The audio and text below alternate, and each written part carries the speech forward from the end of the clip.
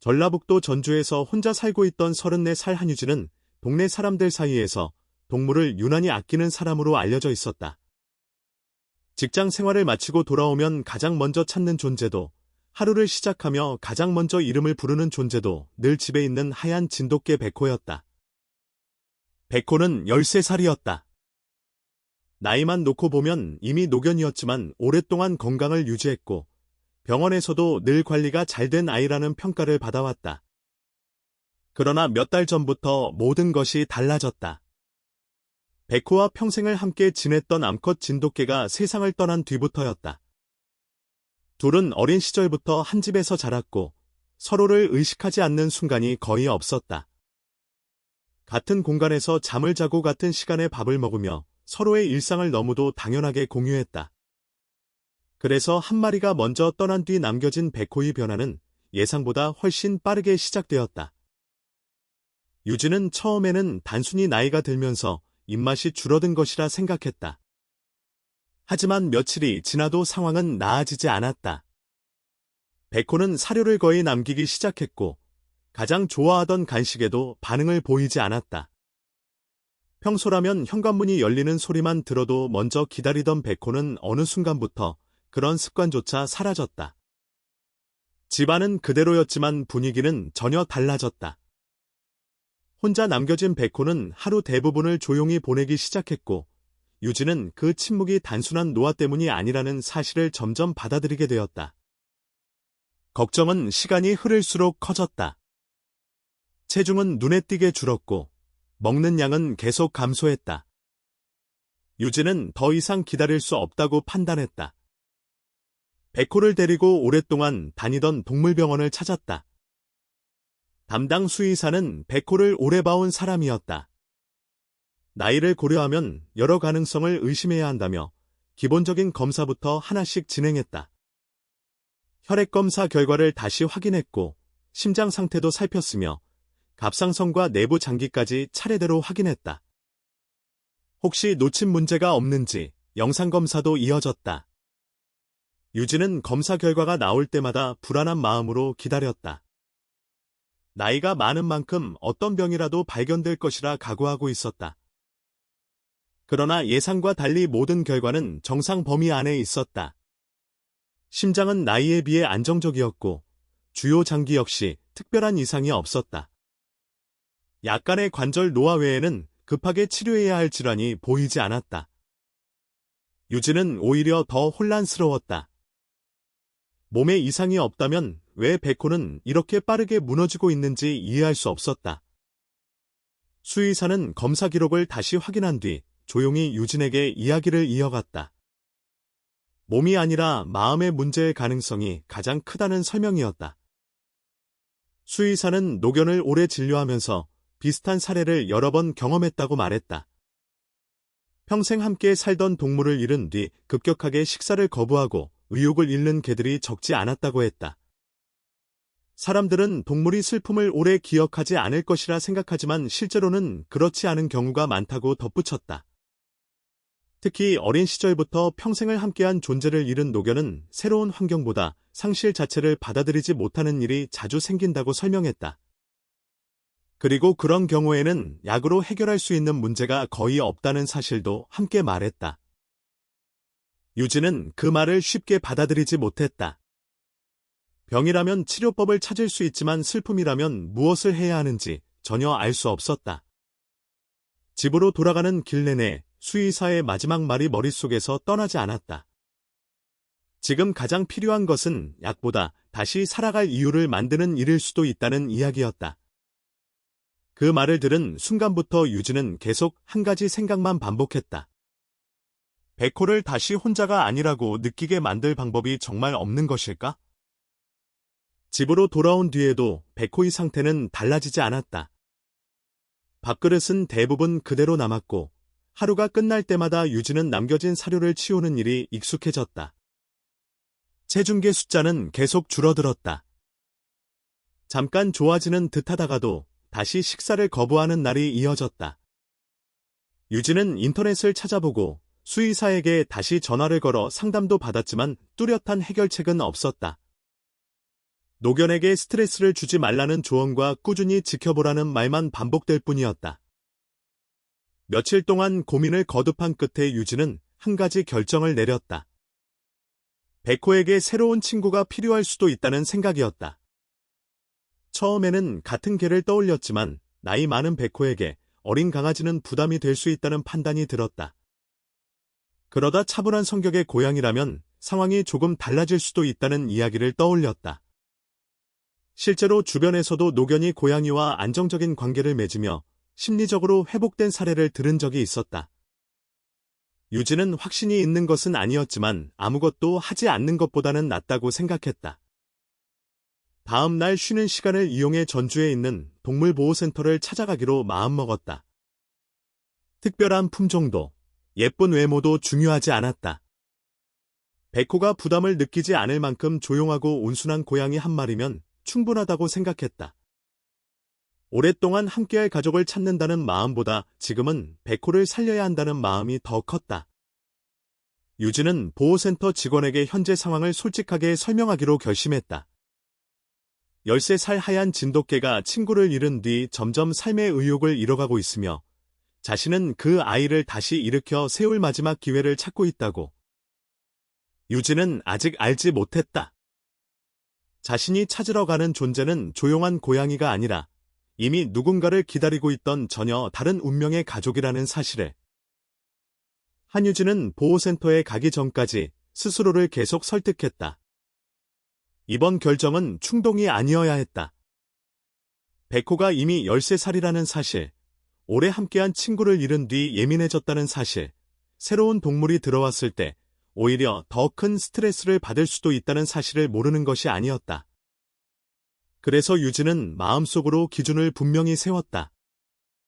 조용한 성격, 낯선 환경에 크게 흔들리지 않는 성향, 개와 함께 지낸 경험이 있거나 최소한 공격성이 없는 고양이, 외모나 나이는 중요하지 않았다. 백호에게 필요한 것은 활발한 자극이 아니라 부담 없이 곁에 머물 수 있는 존재라고 생각했다. 전주 외곽의 동물보호센터는 지역 주민 봉사자들과 시에서 위탁한 직원들이 함께 운영하는 곳이었다. 유진은 접수 과정에서 백호의 상태를 자세히 설명했다. 13살의 하얀 진돗개이고 오랫동안 함께 살던 다른 진돗개를 잃은 뒤 식욕이 떨어졌으며 병원 검사에서는 큰 이상이 없었다고 말했다. 직원은 처음부터 가볍게 받아들이지 않았다. 노견에게 새로운 동물을 붙여주는 일은 신중해야 한다며 입양자의 마음이 아무리 절박해도 동물끼리의 궁합을 쉽게 단정하면 안 된다고 했다. 유진은 그 말에 오히려 안도했다. 누군가 이 일을 단순한 입양이 아니라 백호의 남은 삶과 관련된 문제로 받아들여주고 있다는 느낌이 들었기 때문이다. 직원은 백호의 나이, 성격, 최근 변화, 집 구조, 유진의 생활 패턴까지 차례로 물었다. 유진은 하나도 빠뜨리지 않고 대답했다. 직장 때문에 낮에는 집을 비우지만 퇴근 후에는 대부분 집에 있고 백호는 오랜 세월 같은 생활 리듬 안에서 살아왔으며 낯선 개에게는 무리하게 다가가지 않는 편이라고 설명했다. 고양이에 대해서는 확신할 수 없다고 솔직히 말했다. 예전에 동네 길고양이를 보고 크게 흥분한 적은 없었지만 같은 집안에서 지내본 적은 없었다. 직원은 그 부분을 중요하게 받아들였다. 백호에게 바로 고양이를 맡기는 것이 아니라 천천히 적응시켜야 한다고 했다. 유진은 이미 마음속으로 수십 번 되는 대답을 했다. 무리하지 않겠다고, 백호에게 상처가 될 만한 방식으로 진행하지 않겠다고. 처음 소개된 고양이들은 유진이 기대했던 기준에 가까웠다. 보호센터에서 오래 지내며 사람 손길에 익숙해진 아이들이었고 직원들도 성격이 순한 편이라고 설명했다. 한 마리는 사람과의 접촉을 좋아했고 다른 한 마리는 낯선 환경에서도 비교적 안정적이라고 했다. 유진은 그 설명을 들으며 고개를 끄덕였지만 마음은 쉽게 움직이지 않았다. 두 아이 모두 좋은 가족을 만날 자격이 있는 생명이었다. 그 사실은 의심할 수 없었다. 하지만 유진은 그 순간에도 집에 남겨둔 백호를 떠올렸다. 그 아이들에게는 미안했지만 지금 필요한 것은 좋은 고양이가 아니라 백호가 받아들일 수 있는 고양이였다. 유진은 자신이 너무 큰 기대를 하고 있는 것은 아닌지 생각했다. 고양이 한 마리가 노견의 상실감을 덜어줄 수 있다는 생각부터가 어쩌면 사람의 욕심일 수도 있었다. 백호가 잃은 존재는 평생을 함께한 가족이었다. 그 자리를 다른 동물로 채우려는 시도 자체가 백호에게 무례한 일일지도 몰랐다.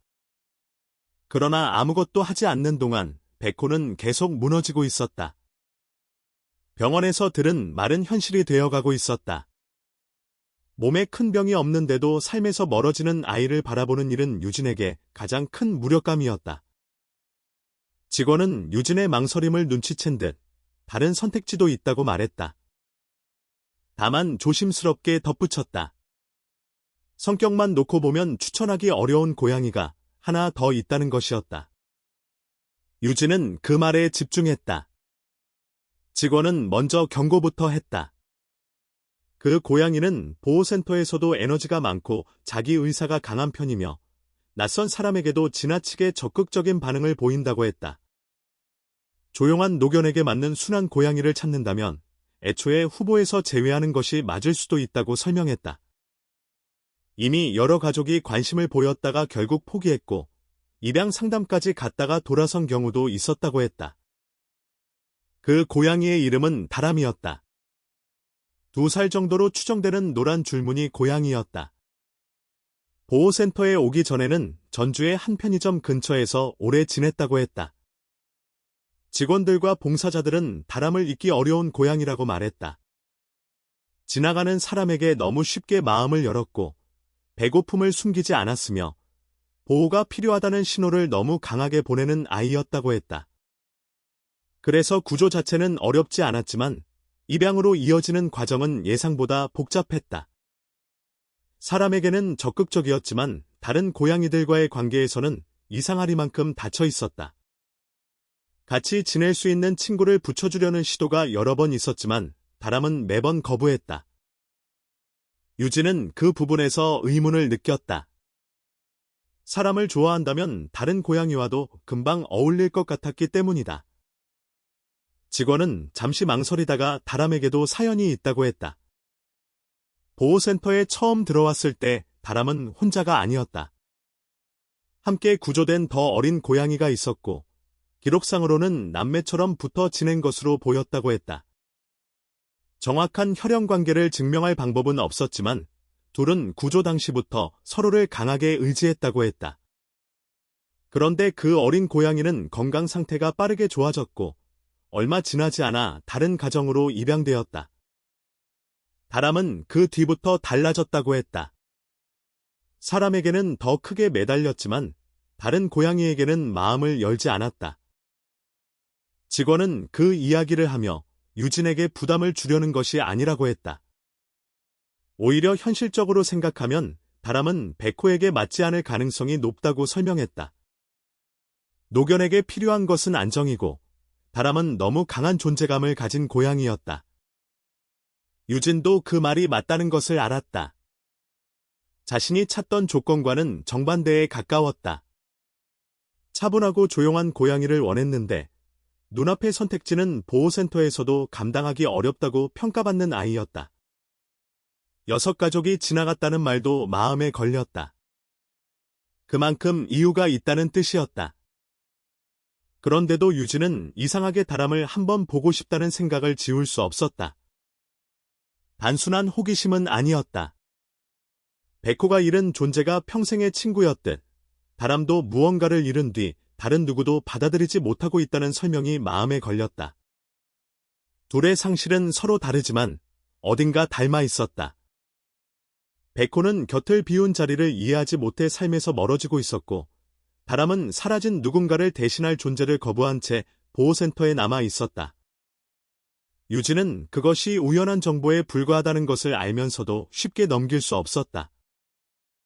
직원은 마지막으로 다시 확인했다. 정말 만나보겠느냐고.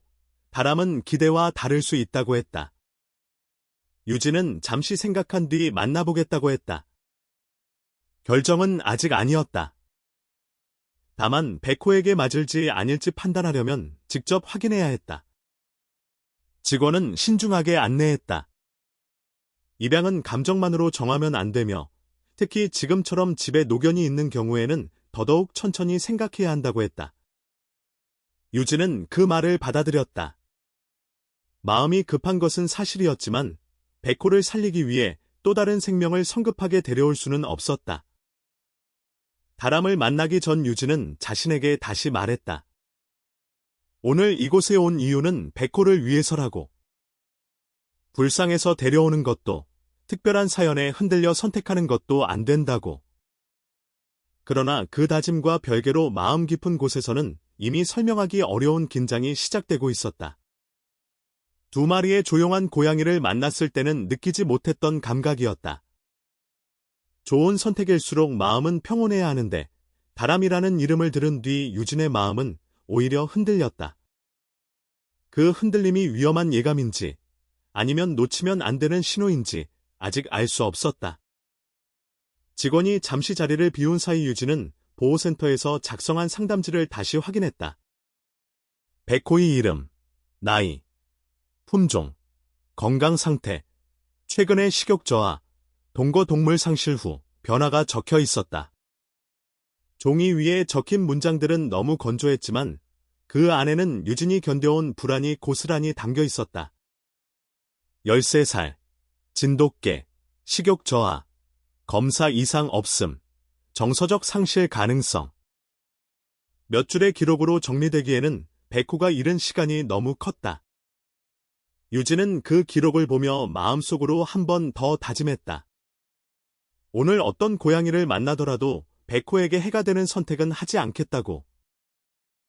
얼마 뒤 직원이 돌아왔고 다람은 별도의 공간에서 만나보는 것이 좋겠다고 했다. 다른 고양이들이 함께 있으면 다람의 반응이 정확히 보이지 않을 수 있기 때문이었다. 유진은 그 설명을 들으며 긴장했다. 보호센터 직원조차 조심스럽게 다루는 고양이라면 정말 자신이 감당할 수 있을까 하는 생각이 들었다. 백호 하나만으로도 지금 마음이 벅찬데 또 다른 상처 많은 생명을 데려오는 일이 옳은지 확신할 수 없었다. 하지만 동시에 이런 생각도 들었다. 어쩌면 백호에게 필요한 존재는 완벽하게 얌전한 고양이가 아닐지도 모른다고. 어쩌면 조용히 옆에 있는 것보다 살아있다는 감각을 다시 깨워줄 누군가가 필요할지도 모른다고. 유진은 아직 다람을 보지 못한 상태에서도 마음이 점점 복잡해지는 것을 느꼈다. 단순한 입양 상담으로 시작한 일이 어느새 백호의 남은 삶과 다람의 지난 상실이 겹치는 문제처럼 느껴졌다. 직원은 문 앞에서 마지막으로 말했다. 다람은 사람을 선택하는 방식이 뚜렷한 아이라고. 관심 없는 사람에게는 금세 멀어지지만 마음이 가는 사람에게는 놀라울 만큼 확실하게 반응한다고. 유진은 그 말을 들으며 아무 대답도 하지 못했다. 자신은 백호에게 맞는 고양이를 고르러 왔다고 생각했지만 어쩌면 이제부터는 자신이 고르는 시간이 아니라 누군가에게 선택받는 시간이 될지도 모른다는 생각이 스쳤다. 직원이 안내한 공간으로 들어가기 전까지 한유진은 마음을 몇 번이나 다잡았다. 보호센터에 온 목적은 분명했다. 백호에게 맞는 조용한 고양이를 찾는 것, 그리고 그 선택이 백호에게 도움이 되지 않는다고 판단되면 아무리 마음이 쓰여도 빈손으로 돌아가는 것. 유진은 스스로에게 그렇게 말했지만 다람이라는 이름을 들은 뒤부터 마음은 이미 예상과 다른 방향으로 흔들리고 있었다. 6가족이 지나갔다는 말, 편의점 근처에서 오래 버텼다는 말, 함께 구조된 어린 고양이를 잃은 뒤 다른 고양이를 받아들이지 않았다는 말이 서로 얽히며 쉽게 사라지지 않았다. 백호가 잃은 것은 평생 함께한 친구였고 다람이 잃은 것도 아마 그런 종류의 자리였을지 모른다는 생각이 유진을 붙들었다. 직원은 다람을 데려오기 전에 다시 한번 설명했다.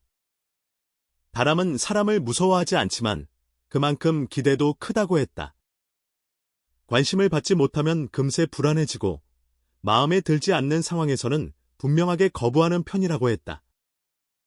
보호센터에서는 그런 성격을 단순히 문제라고 부르지 않으려 했었지만 입양을 고민하는 가족들에게는 부담이 될 수밖에 없었다. 아이가 나쁜 것이 아니라 맞는 가정을 찾기 어려운 유형이라는 설명이었다. 유진은 그 말을 들으며 백호를 떠올렸다. 지금 백호에게 필요한 것은 안정이었다.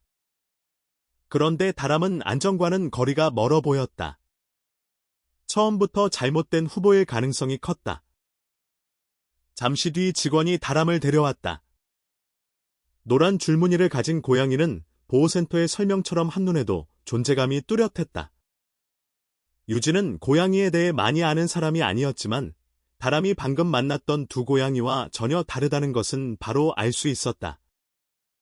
앞선 아이들은 조심스럽고 순했다. 사람이 다가올 때까지 기다렸고 낯선 손길도 천천히 받아들였다. 반면 다람은 기다리는 쪽이 아니었다. 마치 이미 결정을 끝낸 생명처럼 유진을 향해 망설임 없는 관심을 보였다.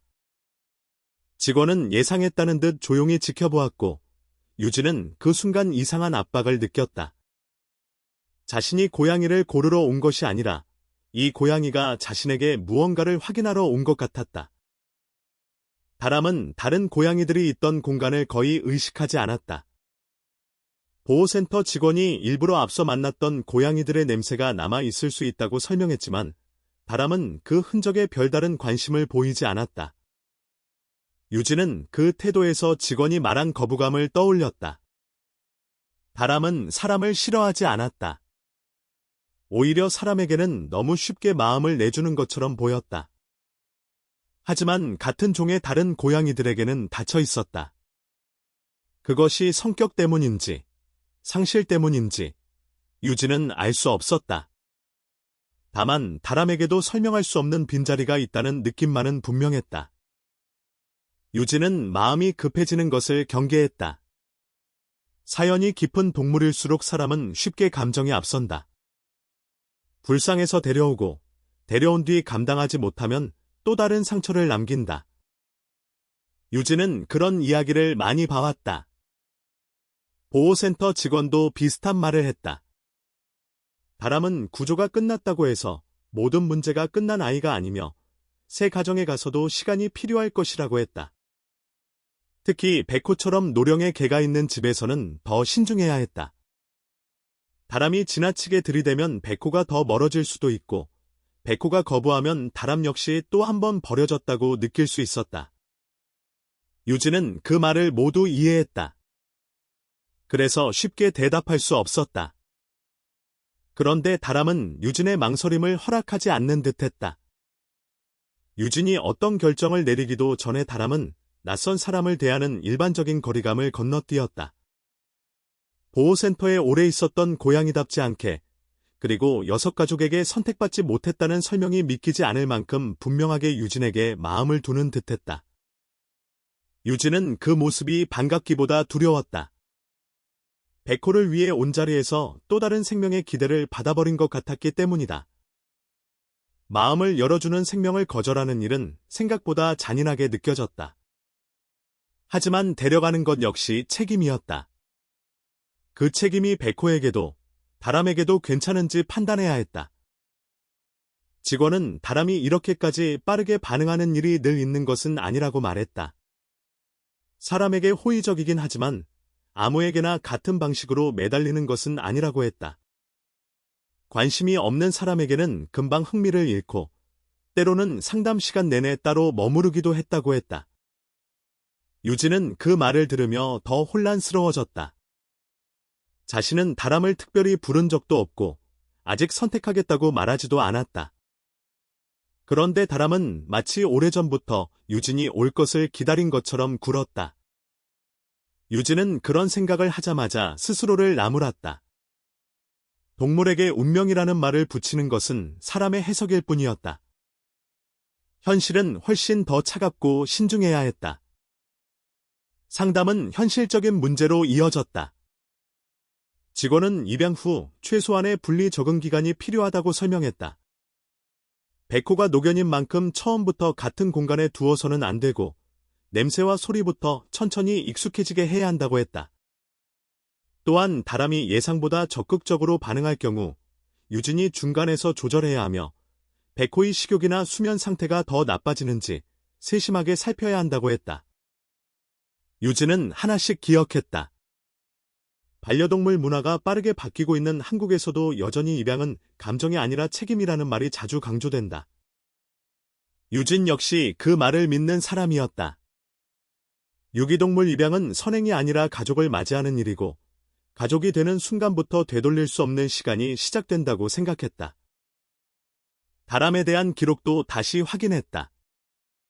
추적 나이는 2살, 기본 검사는 큰 이상 없음, 구조 당시 영양 상태는 좋지 않았지만 지금은 회복됨.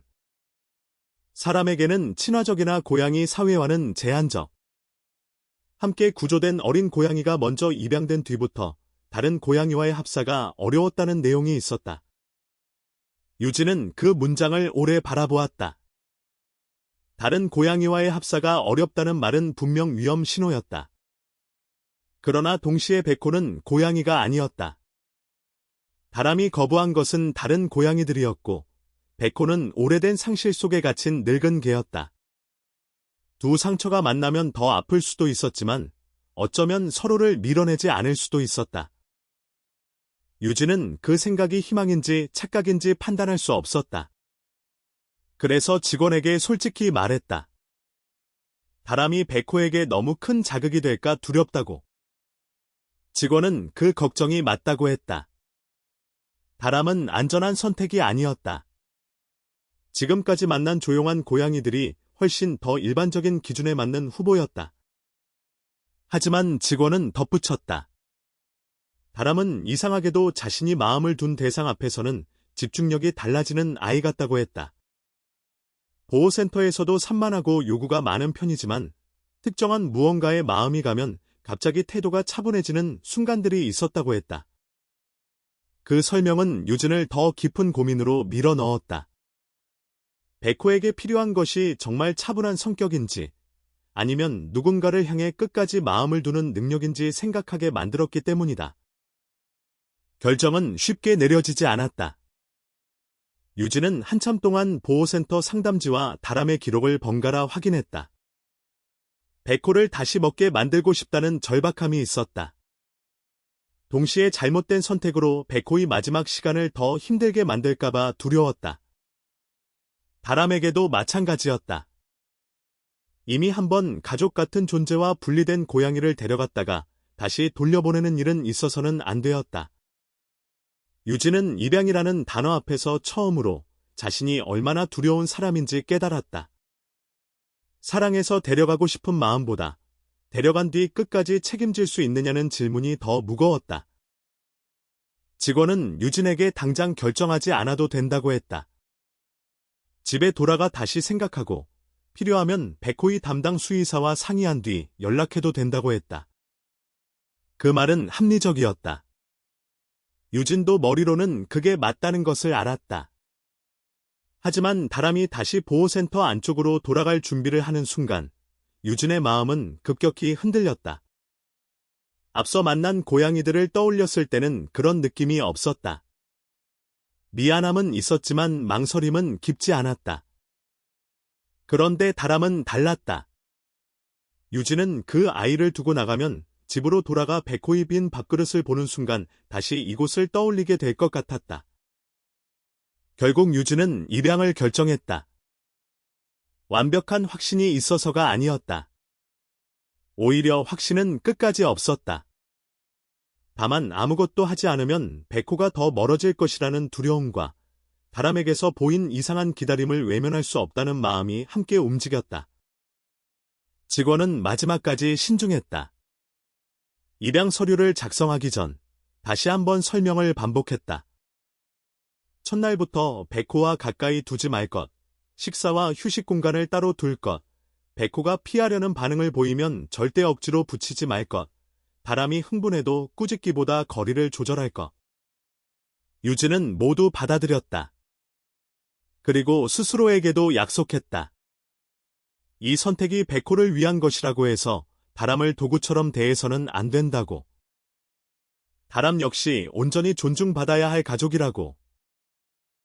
입양 서류에 다람의 이름이 적히는 동안 유진은 묘한 감정을 느꼈다. 보호센터에 들어올 때만 해도 자신은 조용하고 순한 고양이를 데려가게 될 것이라 생각했다. 그러나 지금 옆에 있는 것은 6가족이 지나간 뒤에도 누군가를 기다린 듯한 노란 고양이였다. 백호에게 적합한 선택인지 아직 알 수 없었다.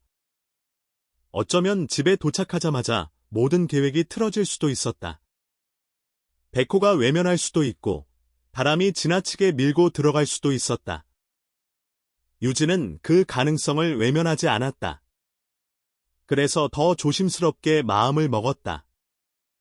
오늘의 선택은 기적을 기대하는 일이 아니라 아주 천천히 서로가 서로를 다치게 하지 않도록 지켜보는 일이라고. 바람은 이동장 안에 들어간 뒤에도 쉽게 가라앉지 않았다. 유진은 그 작은 소리를 들으며 백호를 떠올렸다. 집에서는 흰 진돗개가 여전히 밥그릇 앞에서 멀어져 있을 것이다. 유진이 어떤 존재를 데려오는지도 모르고 자신의 삶에 곧 낯선 변화가 들어올 것이라는 사실도 모를 것이다. 그 생각이 유진을 다시 긴장하게 했다. 바람을 데려가는 순간부터 진짜 어려움이 시작된다는 것을 알고 있었다. 보호센터에서 마음을 움직인 사연은 집안의 현실 앞에서 아무 힘이 없을 수도 있었다. 백호의 슬픔은 깊었고 바람의 상처도 가볍지 않았다. 두 생명이 서로를 이해할 것이라고 믿는 것은 지나친 기대일 수 있었다. 그럼에도 유진은 돌아서지 않았다. 바람이라는 이름을 품고 집으로 향하기로 했다. 그녀가 선택한 것은 조용한 위로가 아니었다. 계획했던 안전한 답도 아니었다. 오히려 예측할 수 없고 부담스럽고 실패할 가능성이 있는 선택이었다. 그러나 백호를 잃어가는 시간 앞에서 유진은 처음으로 깨달았다. 어떤 생명은 완벽히 맞아서 만나는 것이 아니라 서로의 빈자리가 너무 커서 만나게 되는지도 모른다고. 바람이 백호의 상처를 고쳐줄 수 있을지는 아무도 몰랐다. 하지만 바람 역시 누군가를 잃은 채 멈춰있던 아이였다. 유진은 두 상실이 한 집안에서 더 깊은 외로움이 될지 아니면 아주 작은 숨구멍이 될지 알 수 없었다. 다만 그날 그녀는 백호에게 마지막으로 한 번 더 살아갈 이유를 찾아주고 싶었고 바람은 그 불확실한 희망의 이름으로 유진의 집을 향하게 되었다. 한유진이 바람을 데리고 집에 돌아왔을 때 그녀가 가장 먼저 느낀 것은 기대가 아니라 두려움이었다. 보호센터에서 작성한 입양 서류, 직원이 반복해서 당부한 주의사항, 백호의 식욕 저하를 적어둔 병원 기록이 한꺼번에 떠올랐다. 유진은 이 선택이 백호를 위한 것이라고 믿고 싶었지만 동시에 백호에게 가장 위험한 변화가 될 수도 있다는 사실을 알고 있었다. 13살의 하얀 진돗개는 이미 오래된 상실 속에서 버티고 있었고 새로운 존재가 그 상실을 덜어줄지 더 깊게 만들지는 아무도 장담할 수 없었다. 바람 역시 단순한 구조묘가 아니었다. 함께 구조된 어린 고양이를 잃은 뒤 다른 고양이를 거부해온 아이였다. 유진은 두 생명이 서로의 빈자리를 알아볼 수 있기를 바랐지만 그 바람이 사람의 욕심일까봐 끝까지 마음을 놓지 못했다. 집안에 들어선 뒤 유진은 보호센터에서 들은 대로 분리 적응부터 시작하려 했다. 처음부터 백호와 바람을 가까이 두면 안 된다는 말이 계속 마음에 남아 있었다. 그러나 계획은 시작부터 흔들렸다. 바람은 낯선 집에 들어왔다는 사실보다 백호의 존재에 더 빠르게 반응했다. 보통 고양이라면 새로운 냄새와 소리에 예민해질 법했지만 바람은 그런 불안보다 다른 무언가에 마음을 빼앗긴 것처럼 보였다. 유진은 그 반응을 보고 순간적으로 당황했다.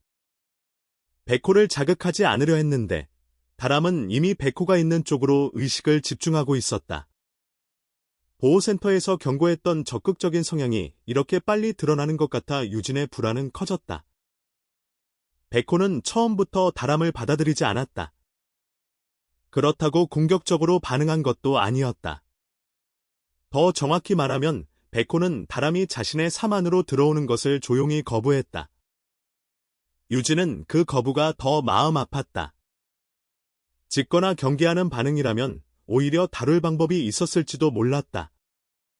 하지만 백호는 바람을 밀어내는 대신 아무 일도 없다는 듯 자신의 자리를 비워버리는 방식으로 낯선 존재를 피했다. 그 태도에는 분노보다 깊은 피로가 있었다. 마치 더 이상 누구와도 새롭게 관계를 맺을 힘이 없다는 뜻처럼 보였다. 유진은 그 모습을 보며 자신이 너무 늦었는지도 모른다고 생각했다.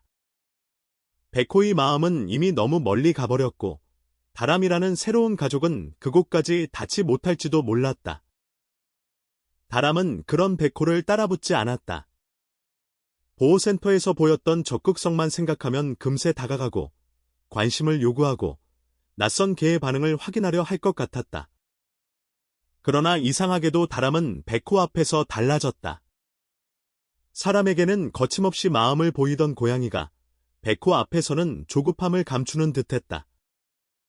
유진은 그 차이를 바로 느꼈다. 다람은 백호를 두려워하지 않았지만 그렇다고 백호의 거리를 무시하지도 않았다. 그 태도는 어린 고양이가 단순히 호기심을 보이는 것과 달랐다. 마치 상대가 오래 아팠다는 것을 알아차린 것처럼 그 아픔을 함부로 건드리지 않으려는 조심스러움이 있었다. 유진은 그 장면을 믿어도 되는지 알 수 없었다. 사람은 절박할수록 작은 변화를 크게 해석한다. 백호가 다람을 피하지 않은 것처럼 보이는 순간에도 사실은 지쳐서 반응할 힘이 없을 뿐일 수 있었다. 다람이 조용히 머무는 것도 배려가 아니라 낯선 환경에 대한 긴장일 수도 있었다. 유진은 스스로에게 계속 조심하라고 말했다. 오늘 하루만 보고 희망을 말하면 안 된다고.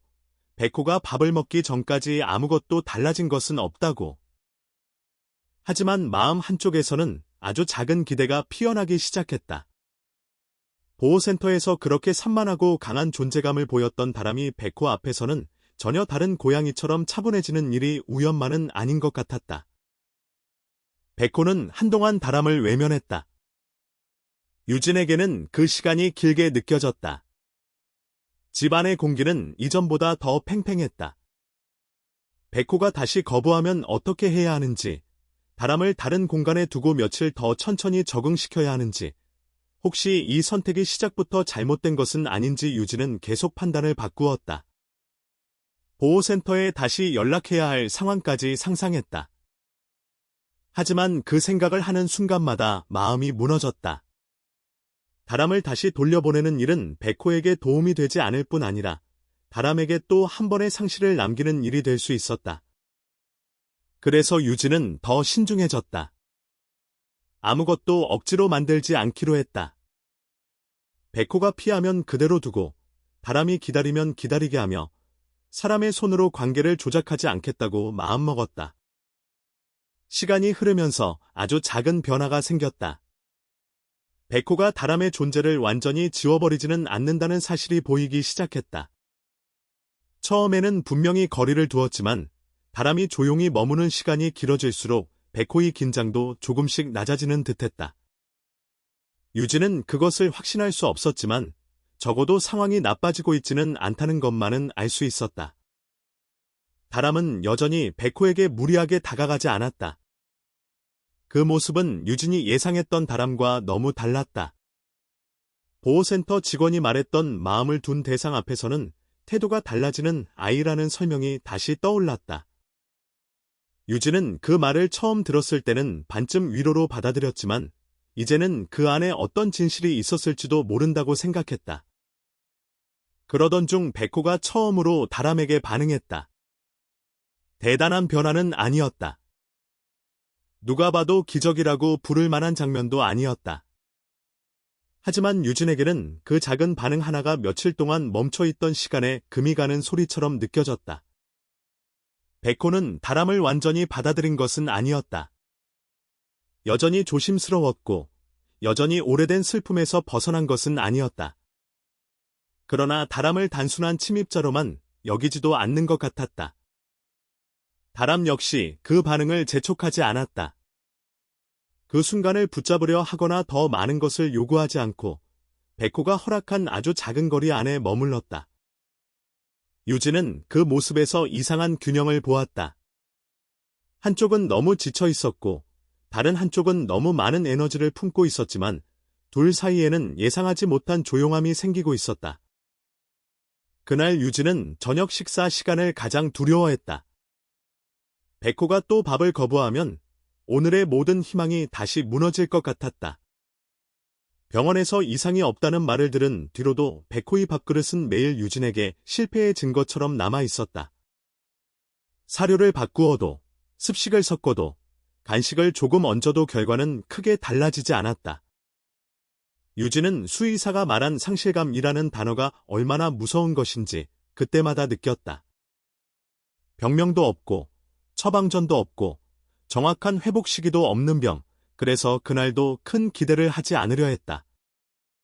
바람이 왔다고 해서 백호가 갑자기 달라질 것이라고 믿는 것은 너무 성급했다. 하지만 백호는 그 밤, 오랜만에 밥그릇 앞에서 멈추었다. 유진은 처음에는 자신이 잘못 본 것이라 생각했다. 백호는 여전히 천천히 반응했고 예전처럼 활기를 되찾은 것은 아니었다. 그러나 분명히 식사에 관심을 보였다. 그리고 아주 조금씩 먹기 시작했다. 많은 양은 아니었다. 건강을 단번에 되찾을 만큼 충분한 식사도 아니었다. 하지만 유진에게는 그 양이 숫자로 잴 수 없는 의미를 가졌다. 며칠 동안 거의 그대로 남아있던 밥그릇이 처음으로 줄어들고 있었다. 백호가 삶을 완전히 포기하지 않았다는 신호처럼 느껴졌다. 바람은 그 순간에도 백호 곁에서 이상할 만큼 차분했다. 유진은 다람을 위해 따로 준비한 작은 그릇을 보며 마음이 복잡해졌다. 처음에는 그릇 하나를 더 놓는 일조차 부담스러웠다. 백호가 그릇을 보고 더 예민해질까봐, 다람이 식사 공간을 차지한다고 느낄까봐 걱정했다. 그런데 다람은 백호의 식사를 방해하지 않았다. 보호센터에서 들었던 시끄럽고 요구가 많은 고양이라는 설명이 무색할 만큼 그날 밤 다람은 백호의 속도에 맞춰주는 듯했다. 유진은 그것을 보며 처음으로 다람을 데려온 선택이 단순한 충동만은 아니었을지도 모른다고 생각했다. 그렇다고 유진이 안심한 것은 아니었다. 하루의 변화로 모든 것을 판단할 수는 없었다. 백호가 먹은 것은 일부에 불과했고 마음의 상처가 사라진 것도 아니었다. 다람이 계속 이렇게 차분할지도 알 수 없었다. 새로운 환경에 익숙해지면 다시 보호센터에서 보였던 강한 성향이 드러날 수도 있었다. 두 생명의 관계는 아직 시작도 아니었다. 그러나 그 밤 유진은 오랜만에 절망만으로 하루를 끝내지 않았다. 백호가 스스로 식사를 받아들였고 다람은 그 곁에서 낯선 방식의 조용한 위로가 되었다. 그것만으로도 유진에게는 충분히 큰 변화였다. 유진은 늦게까지 잠들지 못했다. 보호센터에서 다람을 처음 봤을 때 느꼈던 불확실한 예감, 집에 들어온 뒤 백호가 피하던 순간의 두려움, 그리고 백호가 밥을 먹기 시작했을 때의 안도감이 차례로 마음속을 지나갔다. 그녀는 이제야 조금 이해할 수 있을 것 같았다. 새로운 가족을 들이는 일은 빈자리를 대신 채우는 일이 아니었다. 떠난 존재의 자리를 지워버리는 일도 아니었다. 그저 남겨진 생명이 더 이상 혼자 무너지지 않도록 곁에 또 다른 숨을 놓아주는 일이었다. 백호는 아직 슬픔 속에 있었고 다람도 자신만의 상실을 품고 있었다.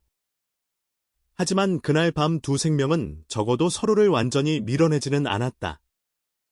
유진은 그 사실 하나에 매달렸다.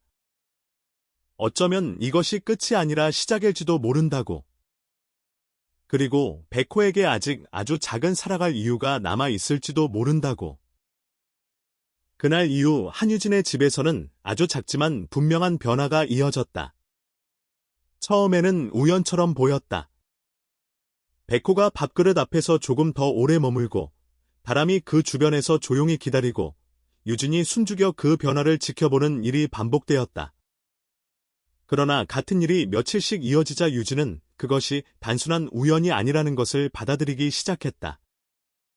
백호는 여전히 노견이었고 떠난 친구를 잊은 것도 아니었다. 하지만 다람이 들어온 뒤 백호의 하루는 조금씩 무너지는 쪽에서 버티는 쪽으로 방향을 바꾸고 있었다. 유진은 그 변화를 쉽게 기적이라고 부르지 않았다. 너무 조심스러웠고 너무 두려웠기 때문이다. 그래도 마음 깊은 곳에서는 오래 닫혀있던 문이 아주 조금 열리는 느낌을 지울 수 없었다. 다람은 집에 익숙해질수록 보호센터에서 들었던 성격을 조금씩 드러냈다. 사람에게 관심을 요구하고 낯선 소리에 예민하게 반응하고 자기 의사가 분명한 고양이라는 점은 사실이었다. 하지만 이상하게도 백호 곁에서는 달랐다. 유진이 걱정했던 무리한 접근은 일어나지 않았다. 다람은 백호가 먹을 때 같은 공간에 머물렀고 백호가 쉬는 시간이 길어지면 그 흐름을 방해하지 않았다. 사람에게는 끊임없이 존재를 알리던 고양이가 백호 앞에서는 자기 속도를 낮추었다. 유진은 그 모습을 볼 때마다 보호센터 직원의 말을 떠올렸다. 마음을 둔 대상 앞에서는 태도가 달라진다는 말, 처음에는 막연한 설명처럼 들렸지만 이제는 다람을 이해하는 가장 정확한 문장처럼 느껴졌다. 백호의 식사는 하루하루 조금씩 나아졌다. 사료가 완전히 비워지는 날은 많지 않았지만 더 이상 그대로 남겨지는 날도 줄어들었다. 유진은 예전처럼 매번 밥그릇을 확인하며 절망하지 않았다. 조금이라도 먹은 흔적이 있으면 그날 하루를 겨우 붙잡은 것처럼 안도했다. 수의사가 말했던 정서적 상실이라는 말은 여전히 무거웠지만 다람이 온 뒤 그 무게가 백호 혼자에게만 놓여있지는 않은 듯했다. 백호가 밥을 먹기 시작하면 다람도 자기 몫의 식사를 했다. 그것은 훈련된 행동도 아니고 유진이 가르친 습관도 아니었다. 두 생명 사이에 자연스럽게 생긴 리듬이었다. 유진은 그 리듬을 깨뜨리지 않으려 애썼다. 가장 놀라운 것은 다람의 변화였다. 보호센터에서는 다람을 감당하기 쉽지 않은 고양이라고 했다. 6가족이 지나간 이유도 결국 그런 강한 성향 때문이었다. 사람을 좋아하지만 너무 많은 것을 요구하고 쉽게 흥분하고 다른 고양이를 받아들이지 못하는 아이. 유진은 그런 설명을 들었기에 처음 며칠 동안 긴장을 놓지 못했다. 하지만 백호와 함께 있는 다람은 전혀 다른 모습이었다. 집안에서 예민하게 반응하던 순간에도 백호가 가까이 있으면 금세 가라앉았다. 마치 백호의 느린 시간 안으로 스스로 들어가는 것 같았다. 유진은 고양이가 그런 식으로 스스로를 조절할 수 있다는 사실이 믿기지 않았다. 그러나 눈앞에서 계속 같은 일이 반복되자 믿지 않을 수 없었다. 백호에게도 다람은 단순한 새 식구가 아니었다. 처음에는 낯선 존재를 받아들이지 못해 조용히 거리를 두었지만 시간이 갈수록 그 거리는 조금씩 의미를 바꾸었다. 백호는 다람을 떠난 친구의 빈자리를 대신하는 존재로 받아들인 것이 아니었다. 그 자리는 누구도 대신할 수 없었다. 유진도 그것을 잘 알고 있었다. 떠난 생명을 다른 생명으로 덮으려는 일은 위로가 아니라 또 다른 폭력이 될 수 있었다. 다람이 백호에게 해준 것은 대신이 아니라 동행에 가까웠다. 사라진 자리를 지우려 하지 않고 남겨진 자리 옆에 조용히 머무는 일. 유진은 그 차이를 조금씩 이해하게 되었다. 며칠이 지나면서 유진의 생활도 달라졌다. 이전에는 퇴근 후 집에 들어오는 일이 두려웠다. 문을 열 때마다 백호가 얼마나 더 야위었는지, 밥은 얼마나 남겼는지, 오늘은 또 얼마나 무기력한지 확인해야 했기 때문이다. 집으로 돌아오는 길이 짧아질수록 마음은 더 무거워졌다. 그러나 다람이 온 뒤에는 불안 속에 작은 기대가 섞이기 시작했다. 오늘은 백호가 먹었을까? 다람은 백호 옆에 있었을까? 두 아이의 하루가 어제보다 조금 덜 외로웠을까? 결과가 항상 좋은 것은 아니었다. 백호가 다시 식사를 적게 하는 날도 있었고, 다람이 낯선 생활에 예민해지는 날도 있었다. 하지만 유진은 더 이상 완전한 절망만을 마주하지 않았다. 동물병원에도 중간중간 상담을 이어갔다. 유진은 백호의 식사량과 체중 변화를 기록했고, 다람이 들어온 뒤의 반응을 수의사에게 설명했다. 수의사는 섣불리 좋아졌다고 단정하지 말고 계속 관찰하라고 했다. 노견의 회복은 사람의 기대처럼 직선으로 오지 않는다고 했다. 좋아지는 듯 보이다가도 다시 흔들릴 수 있고, 식욕이 돌아왔다고 해서 마음의 상처가 완전히 해결된 것은 아니라고 했다. 유진은 그 말을 새겨들었다. 하지만 수의사 역시 한 가지는 인정했다. 백호가 스스로 먹는 양이 늘어난 것은 중요한 변화라고. 몸의 문제가 아니라 마음의 문제라면 곁에 있는 존재가 치료보다 큰 역할을 할 때도 있다고. 그 말은 유진에게 조심스러운 힘이 되었다. 한국에서 반려동물을 가족처럼 여기는 사람은 많아졌지만 여전히 동물의 슬픔을 사람만큼 진지하게 받아들이지 않는 시선도 있었다. 유진은 주변의 백호 이야기를 자세히 하지 않았다. 오래 키운 개가 친구를 잃고 밥을 끊었다는 말을 모두가 이해해 줄 거라고 기대하지 않았기 때문이다.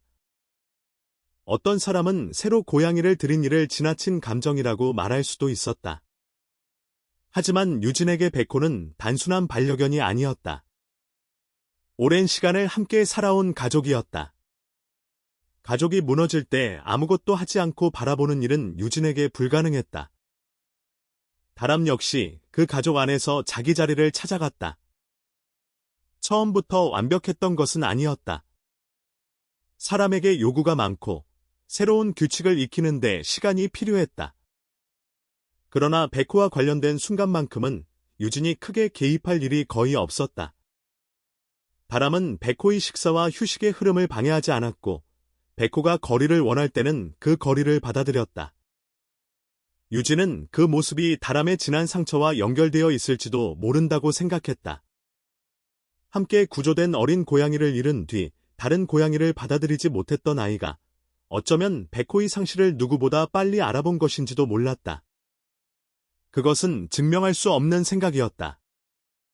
하지만 유진에게는 충분히 설득력 있는 현실처럼 느껴졌다. 시간이 지나며 백호의 눈빛에도 희미한 안정이 돌아왔다. 여전히 예전처럼 활기찬 노견은 아니었다. 13살이라는 나이는 바뀌지 않았고 오랜 상실도 완전히 사라지지 않았다. 하지만 백호는 하루를 버리는 대신 조금씩 살아내기 시작했다. 밥을 먹고 물을 마시고 다람의 존재를 받아들이고 유진이 집에 돌아왔을 때 이전보다 덜 멀어진 상태로 하루를 끝냈다. 유진은 그것만으로도 충분히 감사했다.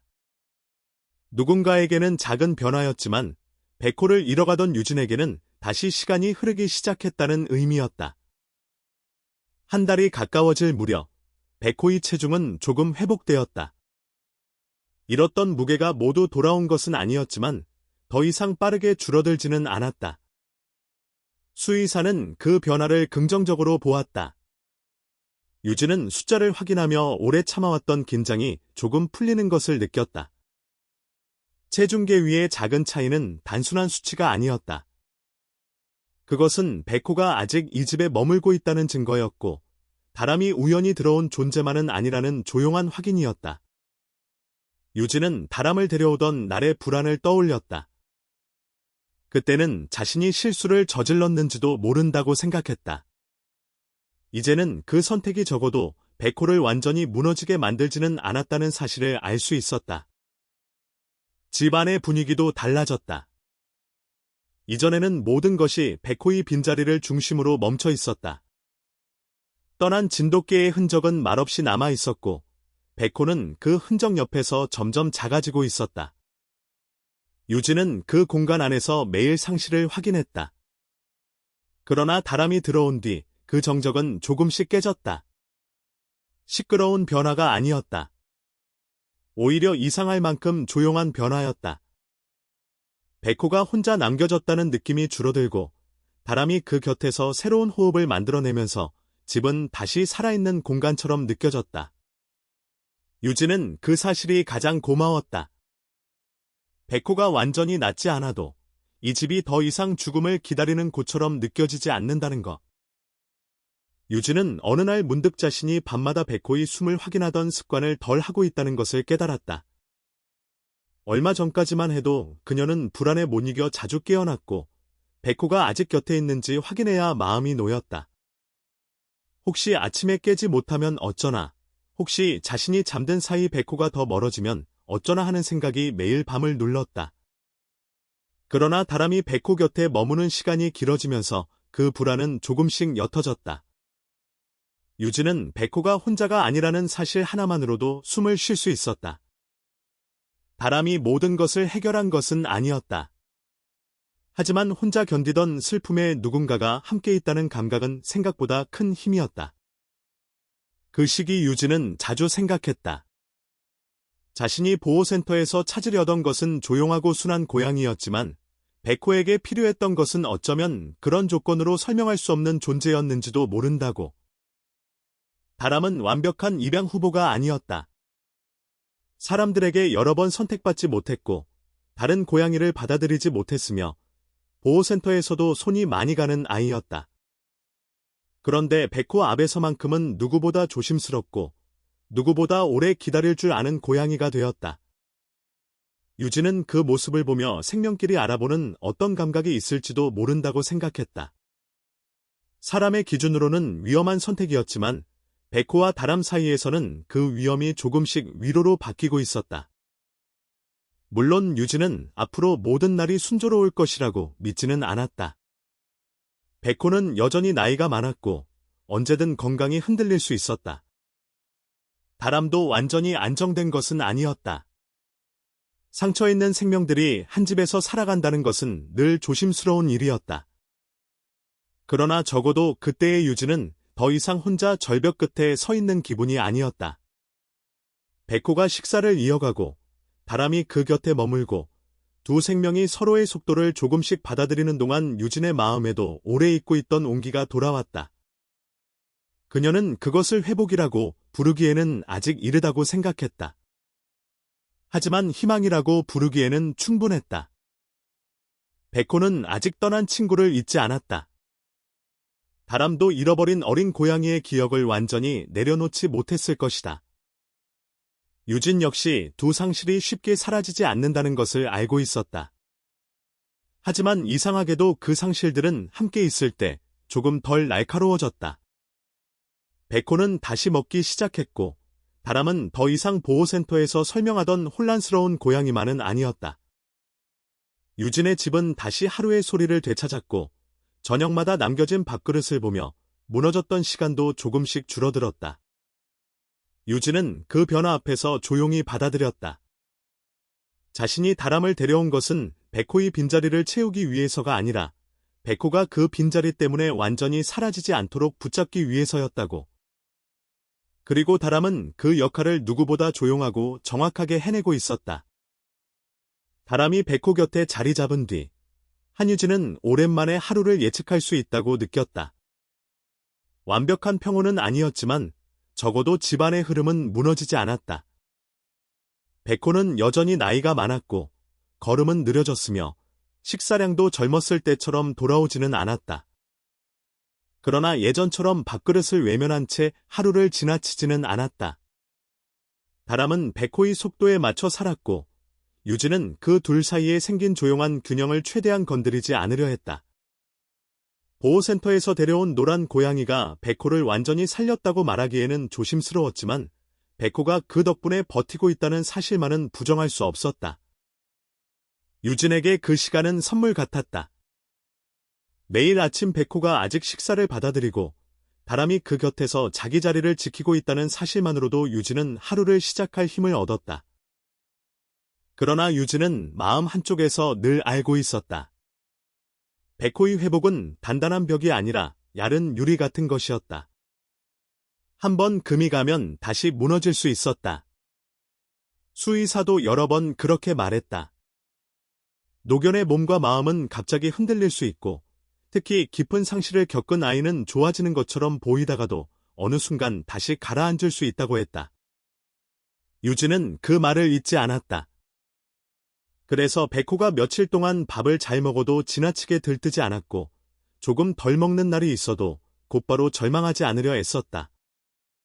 하지만 어느 순간부터 백호의 변화는 단순한 기복으로 넘기기 어려워졌다. 처음에는 아주 작은 차이였다. 밥그릇에 남는 양이 조금 늘었다. 유진은 날씨 때문일 수 있다고 생각했다. 나이가 많은 개들은 컨디션이 쉽게 변한다고 들었기 때문에 하루 정도는 지켜보려 했다. 그러나 다음 날에도 백호는 식사를 거의 받아들이지 않았다. 다람은 평소처럼 백호 주변에 머물렀지만 이번에는 그 존재만으로 백호의 식욕이 돌아오지 않았다. 유진은 그때부터 불안해졌다. 몇 달 전, 백호가 처음 무너지던 시기의 기억이 너무 선명하게 떠올랐다. 밥을 남기고, 관심이 줄고, 하루의 대부분을 무기력하게 보내던 그 흐름. 수의사가 말했던 그 무서운 단어, 상실감. 유진은 그 단어가 다시 백호를 찾아온 것 같아 두려웠다. 백호는 산책에도 예전만큼 반응하지 않았다. 긴 산책을 기대한 것은 아니었다. 유진은 이미 백호의 나이를 알고 있었고, 무리시키지 않는 것이 중요하다는 것도 알았다. 그럼에도 백호가 짧은 외출조차 원하지 않는 듯한 날이 이어지자 유진의 마음은 급격히 무너졌다. 몸이 아픈 것인지, 마음이 다시 가라앉는 것인지 판단할 수 없었다. 더 두려운 것은 다람이 곁에 있는데도 백호가 다시 멀어지고 있다는 느낌이었다. 다람이 백호를 붙잡아주던 힘이 조금씩 약해지는 것 같았다. 유진은 그런 생각을 하고 싶지 않았지만 밥그릇 앞에서 멈춰 선 채 다시 물러나는 백호를 볼 때마다 그 생각에서 벗어날 수 없었다. 유진은 결국 동물병원에 다시 연락했다. 담당 수의사는 상태를 듣고 바로 내원에 확인하는 것이 좋겠다고 했다. 검사 결과는 이전과 크게 다르지 않았다. 나이가 만든 변화는 있었지만 갑작스러운 식욕 저하를 설명할 만한 큰 질환은 보이지 않았다. 수의사는 노견에게는 이런 주기가 올 수 있다고 했다. 며칠 지켜보되 먹지 않는 시간이 길어지면 다시 대처해야 한다고 설명했다. 유진은 그 말을 들으며 고개를 끄덕였지만 마음은 놓이지 않았다. 몸에 병명이 없다는 말은 안도와 절망을 동시에 주었다. 치료할 병이 없다는 것은 이번에도 백호의 마음을 붙잡아야 한다는 뜻일 수 있었기 때문이다. 집으로 돌아온 뒤 유진은 다람을 바라보며 이상한 죄책감을 느꼈다. 다람은 그동안 최선을 다해 백호 곁에 있어 주었다. 유진이 부탁한 적도 없고 훈련한 적도 없었다. 그런데도 다람은 백호의 느린 시간을 따라가며 자신의 방식으로 집을 다시 살려냈다. 그런데 백호가 다시 흔들리자 유진은 무의식적으로 다람에게 더 많은 것을 기대하고 있었다. 어쩌면 다람이 다시 백호를 먹게 해주지 않을까? 어쩌면 이번에도 다람이 해결해주지 않을까? 그 생각을 깨닫는 순간 유진은 스스로가 부끄러웠다. 다람 역시 상처를 가진 생명이었는데 자신은 또다시 그 작은 고양이에게 누군가를 살려달라는 부담을 지우고 있었다. 며칠 동안 유진은 신경이 날카로워졌다. 회사에서도 백호의 식사량을 확인할 생각만 했다. 퇴근 시간이 가까워지면 마음은 더 조급해졌다. 집에 돌아가 밥그릇이 그대로 남아있으면 어떡할지, 백호가 더 가라앉아 있으면 어떡할지, 다람마저 불안해지면 어떡할지 걱정은 꼬리를 물었다. 사람과 동물이 함께 사는 일은 사랑만으로 이루어지지 않는다는 것을 유진은 알고 있었다. 아플 때 병원비를 감당해야 하고, 생활을 조정해야 하고, 끝을 생각해야 하는 순간도 온다. 하지만 백호를 떠올리면 그 모든 현실적인 각오는 갑자기 무너졌다. 유진에게 백호는 돌봄의 대상이기 전에 오래된 가족이었다. 그 가족이 다시 삶에서 멀어지는 것을 보고만 있을 수는 없었다. 그런 불안이 계속되던 날, 유진은 퇴근 후 장을 보러 갔다. 원래라면 바로 집으로 돌아갔을 것이다. 백호가 걱정되어 오래밖에 머무르고 싶지 않았기 때문이다. 하지만 백호가 조금이라도 먹을 수 있는 부드러운 음식과 다람의 사료, 혹시 모를 보충식을 사야 했다. 요즘 한국의 반려동물 코너에는 노령견을 위한 제품도 많았지만 유진에게는 그 많은 선택지가 오히려 더 무겁게 느껴졌다. 무엇을 골라도 백호가 먹지 않으면 아무 소용이 없었다. 계산을 마치고 나올 때까지 유진은 계속 같은 생각만 했다.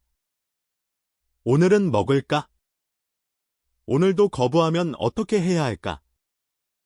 이번에는 정말 다시 회복하지 못하는 걸까? 그날 밤은 차갑고 비가 내렸다.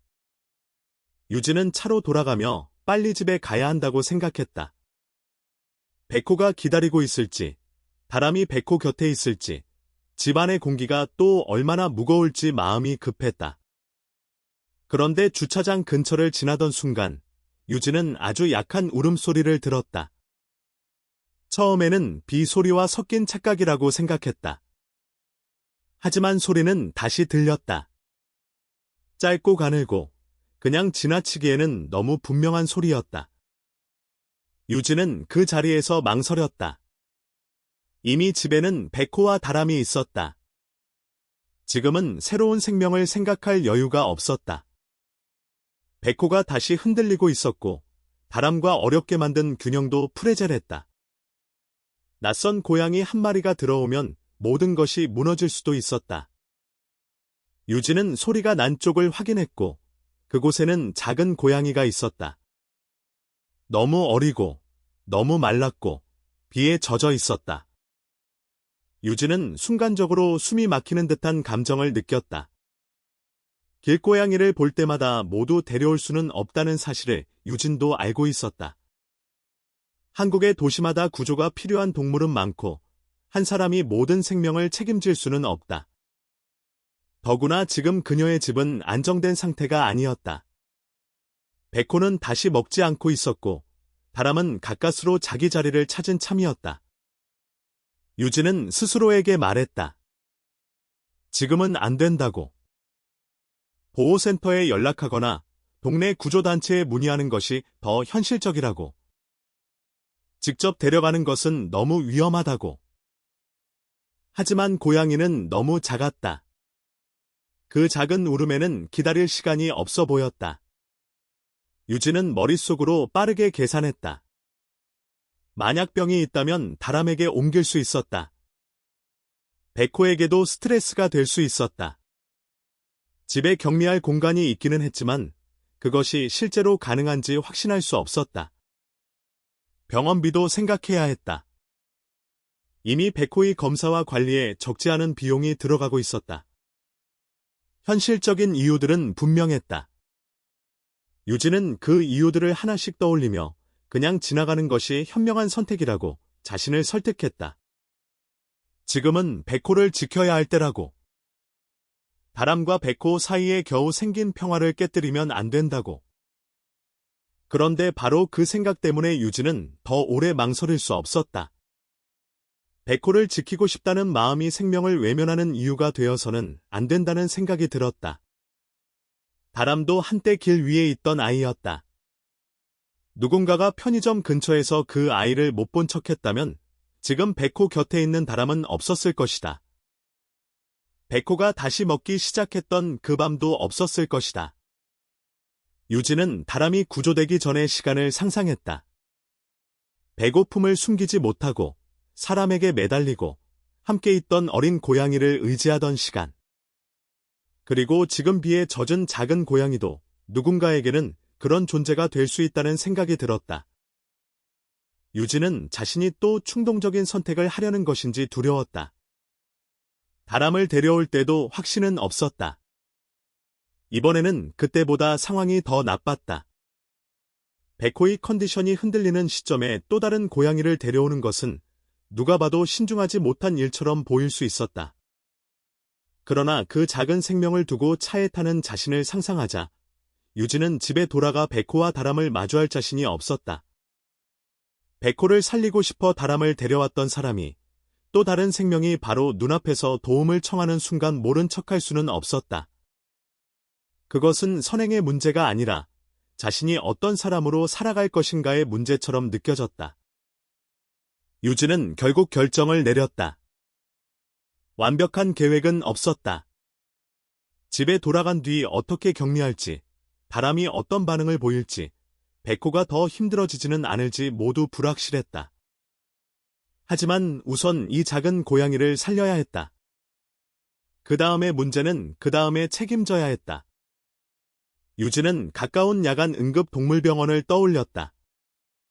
전주에서 밤늦게까지 진료하는 곳은 많지 않았지만 이전에 백호 때문에 알아둔 병원이 있었다. 유진은 그곳에 연락해야겠다고 생각했다.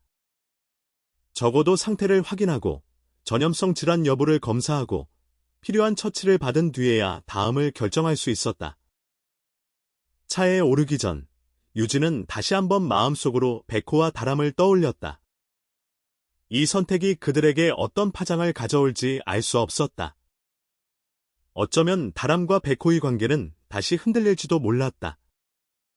어쩌면 백호의 좋지 않은 한 주는 더 깊은 불안으로 이어질지도 몰랐다. 하지만 유진은 동시에 아주 희미한 가능성도 느꼈다. 다람이 백호에게 왔을 때처럼 설명할 수 없는 만남이 때로는 무너지는 마음을 붙잡기도 한다는 것을 이미 한번 보았기 때문이다. 그 가능성을 믿는 것은 어리석을 수 있었다. 그러나 비를 맞은 작은 생명 앞에서 유진은 더 이상 지나가는 사람이 될 수 없었다. 그날 유진이 품은 것은 확신이 아니었다. 두려움과 책임, 후회할지도 모른다는 예감, 그리고 그럼에도 외면할 수 없다는 마음이었다. 백호가 다시 식사를 거부하던 불안한 주간에 다람과 어렵게 만든 평화가 흔들리던 바로 그 순간에 유진의 삶에는 또 하나의 작은 생명이 들어오려 하고 있었다. 그녀는 그 사실이 무섭게 느껴졌다. 하지만 동시에 이상하게도 이 일이 우연만은 아닐지도 모른다는 생각이 마음 한편에 남았다. 다람이 백호에게 찾아온 방식이 그랬듯 어떤 생명은 가장 불안한 순간에 문 앞에 도착하는지도 몰랐다. 유진은 그 밤, 그 작은 고양이를 외면하지 않기로 했다. 그리고 그 선택이 자신의 집에 어떤 변화를 가져올지 알지 못한 채 다시 한번 책임의 문을 열었다. 응급동물병원에 도착했을 때 한유진은 이미 자신이 되돌아갈 수 없는 선택을 했다는 것을 알고 있었다. 작은 고양이는 너무 약했고 단순히 배고픈 길고양이라고 넘기기에는 상태가 좋지 않았다. 병원에서는 기본 검사를 먼저 진행했다. 다람이 집에 있고 13살의 백호가 컨디션을 잃은 상태라는 사실을 들은 수의사는 전염성 질환 여부부터 확인해야 한다고 했다. 유진은 그 말을 들으며 마음이 얼어붙는 것 같았다. 만약 위험한 질환이 나오면 어떻게 해야 할지, 집에 있는 두 아이에게 어떤 영향을 줄지, 이미 늦은 것은 아닌지 생각이 빠르게 몰려왔다. 그러나 검사 결과는 최악을 피했다. 고양이 백혈병과 면역결핍 바이러스 검사에서는 음성이 나왔다. 유진은 그제야 아주 조금 숨을 돌릴 수 있었다. 하지만 안심하기에는 아직 이른 상태였다. 작은 고양이는 심한 상부 호흡기 감염 증상을 보였고 몸에는 벼룩이 있었으며 정상 체중보다 많이 부족했다. 수의사는 적어도 몇 주는 세심하게 돌봐야 한다고 했다. 약을 먹여야 했고 영양을 천천히 회복시켜야 했고 무엇보다 집에 있는 동물들과 절대 바로 접촉해서는 안 된다고 강조했다. 유진은 그 말을 들으며 이미 머릿속으로 집안의 구조를 떠올렸다. 분리할 수 있는 공간은 있었다. 하지만 그 공간이 현실적으로 충분한지, 다람이 어떻게 반응할지, 백호가 이 변화를 견딜 수 있을지는 전혀 알 수 없었다. 수의사는 최소 2주간 완전한 격리가 필요하다고 했다. 밥그릇, 물그릇, 화장실은 따로 써야 하고 문을 통해서도 직접 접촉이 없도록 해야 한다고 설명했다. 유진은 그 작은 고양이에게 봄이라는 이름을 붙였다. 봄처럼 다시 살아나길 바라는 마음 때문이었다. 이름을 정하는 순간 임시 보호라는 말은 이미 힘을 잃었다. 유진은 자신이 또다시 책임을 품었다는 것을 알았다. 봄이를 집으로 데려가는 길 내내 마음은 무거웠다. 백호는 다시 식사를 줄이고 있었고 다람은 백호 옆에서 가까스로 안정된 자리를 찾은 상태였다. 그 프레젤한 균형 안에 봄이를 들이는 일은 현명한 선택이 아닐 수도 있었다. 그러나 병원에서 처방받은 약과 주의사항을 받아든 뒤에도 유진은 봄이를 다른 곳에 맡길 생각을 하지 못했다. 적어도 지금 당장은 자신이 지켜야 한다는 생각이 더 강했다. 집에 도착한 뒤 유진은 봄이를 곧바로 분리공간으로 데려갔다. 다람과 백호에게 보이지 않도록 조심했고 병원에서 들은 대로 위생과 동선을 나누었다. 유진은 그 순간부터 집안이 다시 긴장으로 가득 차는 것을 느꼈다. 백호의 식욕이 흔들리는 때에 새 고양이의 냄새와 소리가 더해졌다. 다람은 금세 보미의 존재를 알아차렸다. 처음에는 유진이 두려워했던 반응이 나오는 것 같았다. 다람은 문 앞에서 떨어지지 않았고 반복해서 안쪽을 의식했다. 유진은 다람을 다른 쪽으로 유도하려 했지만 다람은 다시 같은 자리로 돌아왔다.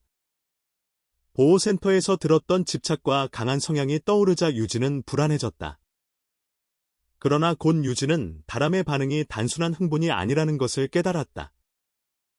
다람은 보미가 있는 공간을 피하려는 것이 아니었다.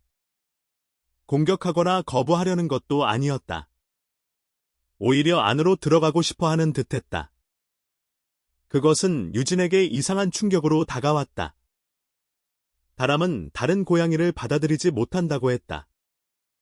보호센터에서도 여러 고양이와의 만남을 거부했고 함께 구조된 어린 고양이를 잃은 뒤 누구에게도 마음을 열지 않았다고 했다. 그런데 지금 다람은 문 하나를 사이에 두고 있는 보미에게서 멀어지지 못하고 있었다. 유진은 그 모습 앞에서 보호센터 직원의 말과 다람의 과거를 다시 떠올렸다. 함께 구조된 어린 고양이, 먼저 입양된 아이, 그 뒤로 남겨진 다람. 그리고 지금, 비 오는 밤에 발견된 보미. 유진은 그런 생각을 스스로 억눌렀다. 보미가 다람이 잃어버린 그 어린 고양이일 가능성을 쉽게 상상해서는 안 된다고 생각했다. 증거는 아무것도 없었다. 나이도 정확히 알 수 없었고, 길 위의 고양이들에게 그런 우연을 기대하는 것은 지나친 감정일 수 있었다. 그러나 다람의 태도는 너무 분명했다. 보미가 있는 문 앞에서 다람은 보호센터에서 처음 만났던 그 시끄럽고 강한 고양이가 아니었다. 백호 앞에서 그랬던 것처럼 다람은 또 한 번 이상하게 조용해졌다. 유진은 그 조용함이 더 무서웠다. 다람이 무언가를 알아본 것 같았기 때문이다. 격리 기간은 유진에게 쉽지 않았다. 보미에게 약을 먹이고 따로 식사를 챙기고 분리 공간을 관리하는 일만으로도 정신이 없었다. 백호의 상태도 계속 살펴야 했다. 백호는 여전히 완전히 회복되지 않았다. 식사는 들쑥날쑥했고 컨디션도 안정적이라고 말하기 어려웠다.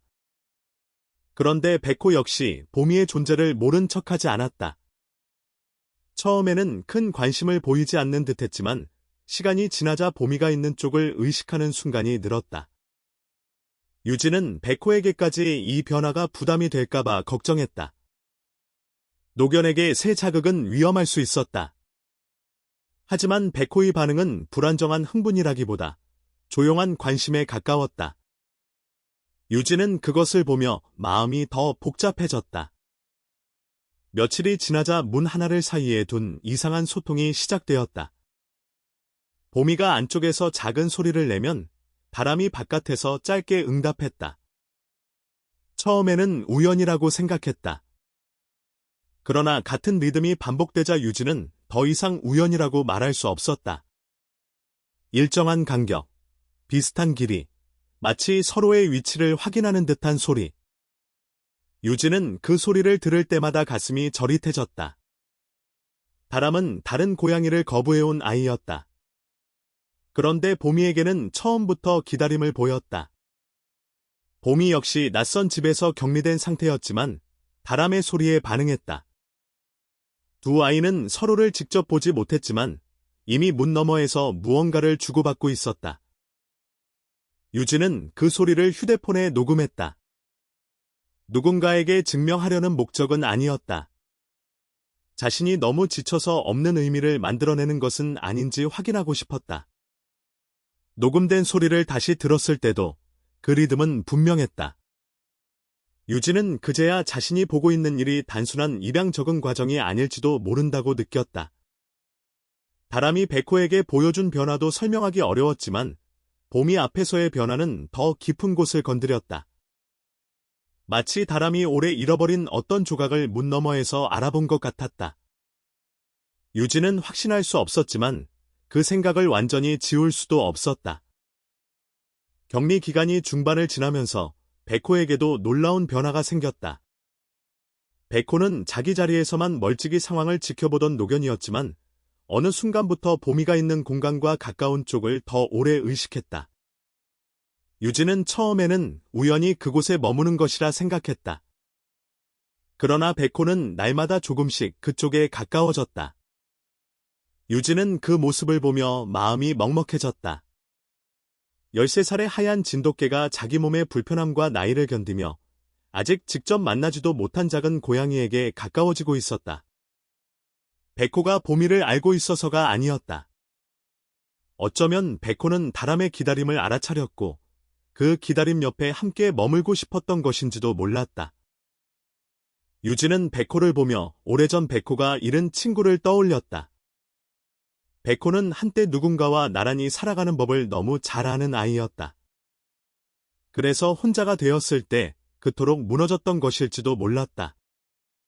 바람이 들어오며 백호는 다시 곁이라는 감각을 조금씩 되찾았다. 그리고 이제 보미가 문 너머에 생기자 백호는 그 작은 생명의 외로움까지 알아차린 것처럼 보였다. 유진은 사람의 말로 설명하기 어려운 관계가 동물들 사이에서 만들어지고 있다는 느낌을 받았다. 그것은 훈련도 아니고 의도된 합사 과정도 아니었다. 상처를 가진 생명들이 서로의 부재를 알아보고 각자의 방식으로 가까워지는 일이었다. 2주가 끝나갈수록 유진은 오히려 더 긴장했다. 보미의 증상은 좋아졌고 병원에서도 다시 확인한 뒤 접촉 가능 여부를 판단하자고 했다. 유진은 보미가 회복되는 것이 기쁘면서도 두려웠다. 문이 열리는 순간 지금까지의 신비로운 기다림이 현실의 갈등으로 바뀔 수도 있었다. 다람이 실제로 보미를 보면 예상과 다르게 반응할 수도 있고 보미가 다람을 두려워할 수도 있었다. 백호가 갑작스러운 만남에 스트레스를 받을 가능성도 있었다. 유진은 보호센터와 병원에서 배운 대로 천천히 진행해야 한다고 스스로에게 다짐했다.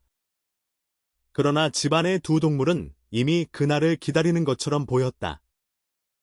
마침내 보미는 수의사에게 접촉 가능하다는 말을 들었다. 유진은 병원에서 돌아온 뒤에도 바로 문을 열지 못했다. 약 봉투와 검사 결과지를 내려놓고 한참 동안 마음을 가라앉혔다.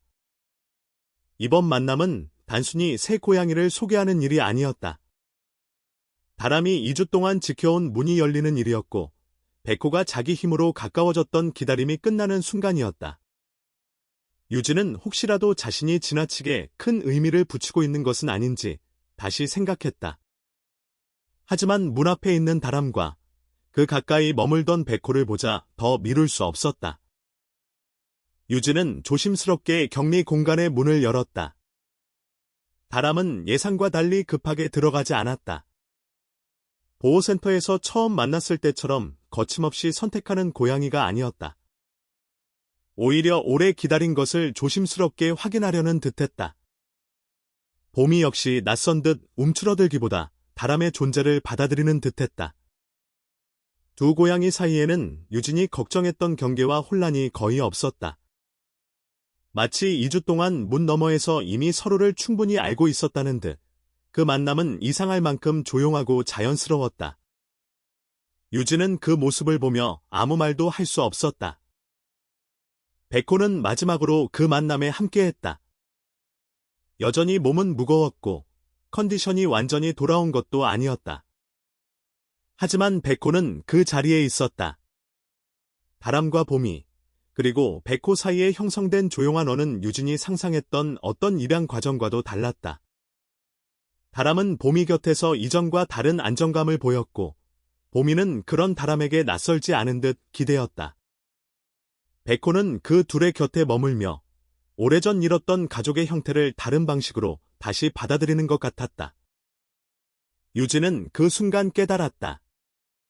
자신은 보미를 데려오며 균형이 깨질까 두려워했지만 어쩌면 보미는 그 균형을 무너뜨리러 온 것이 아니라 완성하러 온 것일지도 모른다고.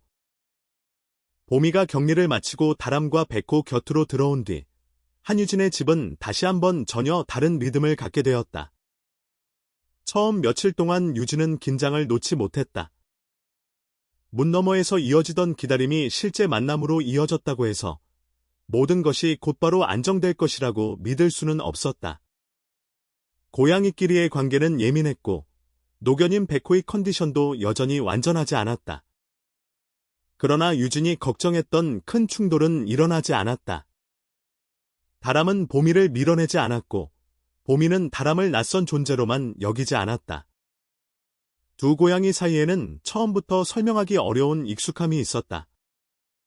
함께 지낸 시간이 없는 사이인데도 오래 헤어졌다가 다시 자리를 맞추는 생명들처럼 서로를 받아들였다. 유진은 보미와 다람이 실제 남매인지 알 수 없었다. 보호센터에서 다람과 함께 구조되었다가 먼저 입양된 어린 고양이가 보미였다는 증거는 어디에도 없었다. 마이크로칩도 없었고 정확한 기록도 없었고 길 위에서 보낸 시간은 누구도 확인할 수 없었다.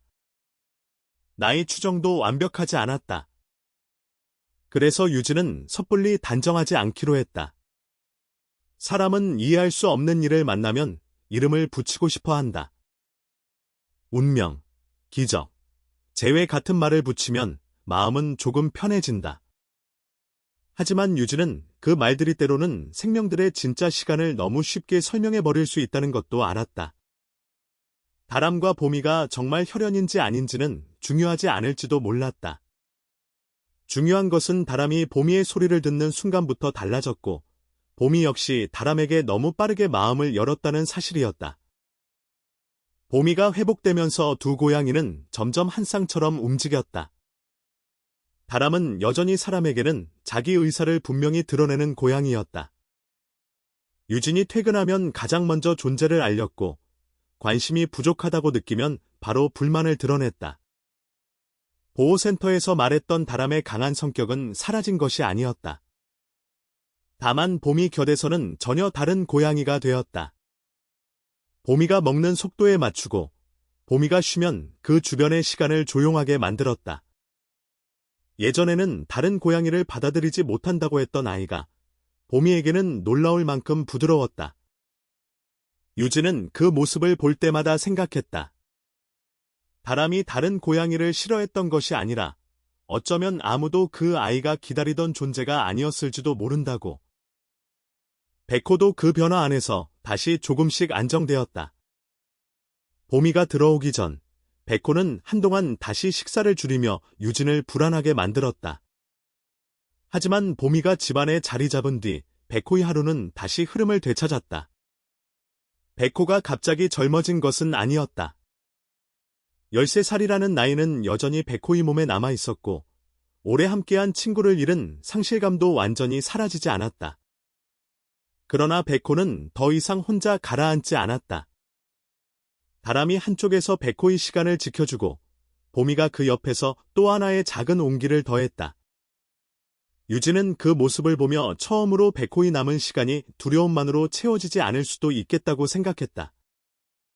시간이 지나며 새 생명은 각자의 자리를 찾아갔다.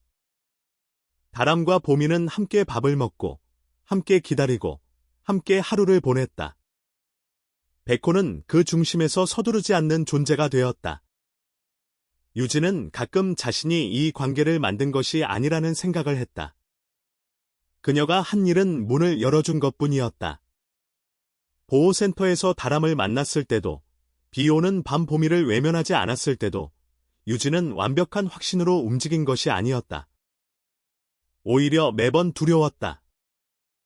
다람을 데려왔을 때는 백호의 마지막 시간을 더 힘들게 만들까봐 무서웠고 보미를 데려왔을 때는 겨우 회복되던 균형을 깨뜨릴까봐 겁이 났다. 그러나 돌이켜보면 그 두려움 속에서 내린 선택들이 서로의 삶을 이어주었다.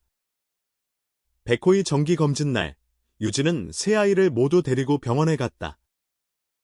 원래는 백호만 데려갈 생각이었다. 그러나 다람과 보미는 유진이 백호의 이동 준비를 하는 순간부터 떨어지려 하지 않았다. 특히 다람은 백호가 어딘가로 가는 것을 그냥 지켜볼 수 없다는 듯 강하게 반응했다. 보미도 다람 곁에서 같은 흐름을 보였다. 유진은 결국 세 아이를 함께 데려가기로 했다. 병원에 도착했을 때 담당 수의사는 뜻밖의 조합을 보고 놀라면서도 금세 미소를 지었다. 몇 달 전만 해도 백호가 다음 계절을 넘기기 어려울 수 있다고 조심스럽게 말했던 사람이었다. 그 수의사는 백호의 체중과 심장, 관절 상태를 확인했고 나이에 맞는 변화는 있지만 상태가 안정적이라고 했다. 그날 유진에게 가장 크게 남은 것은 검사 결과보다 수의사의 표정이었다. 수의사는 백호 옆에 자리한 다람과 보미를 보며 이 아이들이 백호에게 약으로는 줄 수 없는 것을 주고 있는 것 같다고 말했다. 유진은 그 말을 들으며 목이 메는 듯한 감정을 느꼈다. 처음 백호가 밥을 끊었을 때 그녀는 병명을 원했다.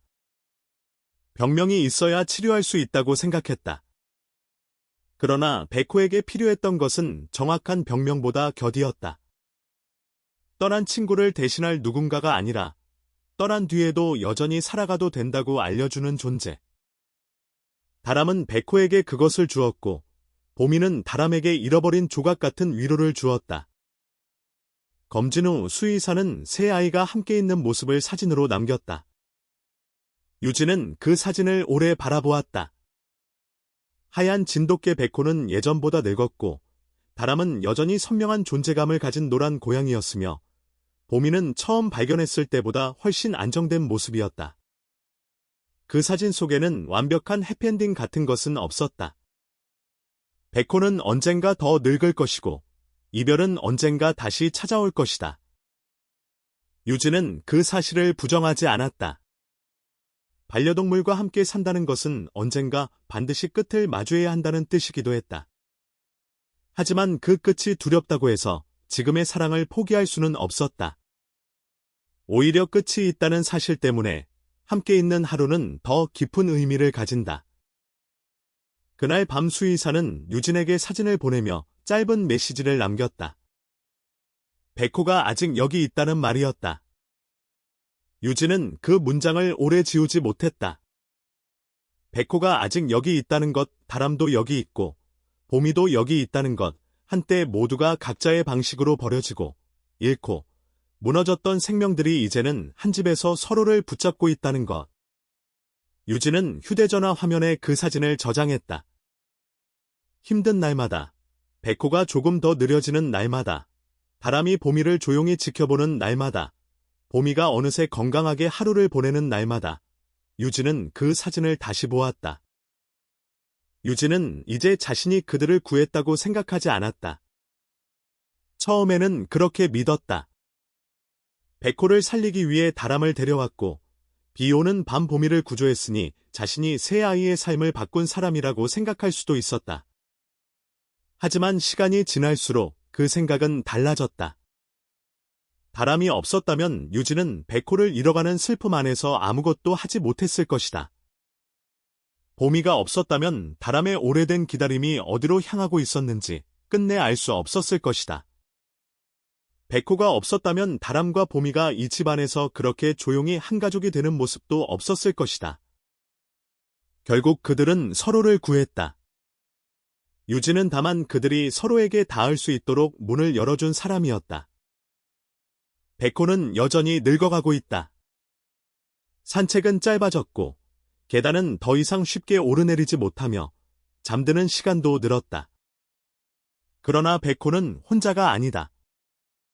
다람과 보미는 백호의 곁에서 자기 자리를 안다. 누가 가르쳐준 것도 아닌데 두 고양이는 백호의 느린 숨결 곁에 머문다. 유진이 집에 돌아오면 새 아이는 언제나 서로에게 가까운 곳에 있다. 그 모습을 볼 때마다 유진은 오래전 백호가 떠난 친구의 빈자리에 웅크리듯 머물던 시간을 떠올린다. 그때의 백호는 더 이상 이 세상에 붙잡힐 이유가 없어 보였다. 하지만 지금의 백호에게는 곁이 있다. 떠난 존재를 잊어서가 아니라 떠난 뒤에도 남은 사랑이 다른 생명에게 이어질 수 있다는 것을 배웠기 때문이다. 유진은 그 일들을 통해 한 가지를 알게 되었다. 상처 입은 생명에게 필요한 것은 언제나 거창한 구원이 아니다. 때로는 설명하지 않아도 알아주는 곁, 서두르지 않고 기다려주는 시간, 떠난 자리를 지우지 않은 채 함께 머물러주는 존재가 필요하다. 사람도 다르지 않다. 누구나 한 번쯤은 잃고, 무너지고, 다시는 괜찮아질 수 없을 것 같은 시간을 지난다. 그때 필요한 것은 모든 아픔을 단번에 없애주는 말이 아니라 아직 혼자가 아니라는 조용한 증거일지도 모른다. 백호와 다람과 보미가 유진에게 가르쳐준 것은 바로 그것이었다. 생명은 혼자서는 쉽게 꺼지지만 서로의 곁이 되어줄 때 다시 아주 천천히 살아난다. 그리고 누군가를 구한다는 것은 대단한 일을 해내는 것이 아니라 외면하지 않고 문을 열어주는 작은 용기에서 시작될 때가 많다. 존경하는 여러분, 끝까지 이 이야기에 마음을 기울여 주셔서 진심으로 감사드립니다. 이번 이야기는 상처 입은 생명에게 필요한 것이 거창한 말이나 완벽한 해결책이 아니라 곁을 지켜주는 따뜻한 마음일 수 있다는 사실을 전하고 있습니다. 누군가의 아픔을 모두 이해하지 못하더라도 외면하지 않고 기다려주는 마음은 한 생명을 다시 살아가게 할 수 있습니다. 여러분의 삶 속에도 지치고 외로운 순간이 찾아올 수 있습니다. 그럴 때 오늘의 이야기가 작은 위로와 용기가 되기를 바랍니다. 이 이야기가 마음에 남으셨다면 좋아요를 눌러주시고 아래 댓글에 여러분의 생각과 느낀 점을 남겨주세요. 앞으로도 따뜻하고 의미 있는 이야기를 계속 전해드릴 수 있도록 구독으로 함께해 주시면 큰 힘이 됩니다.